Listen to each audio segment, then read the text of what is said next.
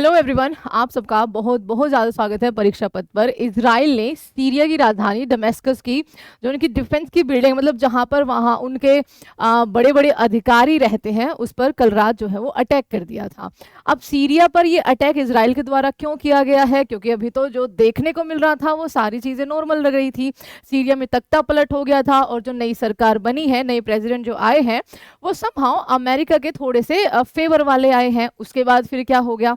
At least Syria के अंदर जो बिल्कुल अल्पसंख्यक जो दुरूज पॉपुलेशन है और जो थोड़ी बहुत क्रिश्चियनिटी वहां पर है, उन पर अत्याचार हो रहे थे, उनके साथ सही सलूक नहीं हो रहा था। और ये दुरूज पॉपुलेशन जानी जाती है अपने कल्चर के लिए, अपने धार्मिकता के लिए। ये कभी भी, इनके लिए एक खास बात ये है कि ये कभी भी आपके कन्वर्ट नहीं हो सकते हैं किसी भी दूसरे धर्म में। ये इनकी मान्यता है।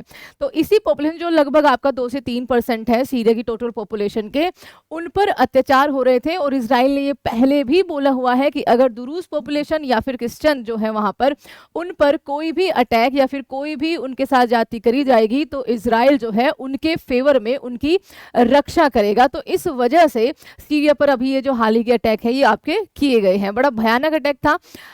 उसके अलावा कई सारे लोगों की यहाँ पर डेथ भी हुई है, 3 से 4, और बहुत सारे डजन्स में आपके यहाँ पर घायल भी हुए हैं। इससे अलग ये है कि गाजा में 24 घंटे में 90 लोगों की मौत हो गई है फूड स्टार्विंग की वजह से, यानी कि भूखमरी की वजह से, क्योंकि वहां पर प्रॉपर खाना, मेडिकल एड जो है वो नहीं पहुंच पा रही है। इन दोनों ही न्यूज़ पर आपका क्या कहना है? क्या इजराइल कुछ ज़्यादा ही कर रहा है अब, या फिर जो वो कर रहा है वो बिल्कुल ठीक कर रहा है? आप इस पर अपने कॉमेंट ज़रूर दीजिएगा।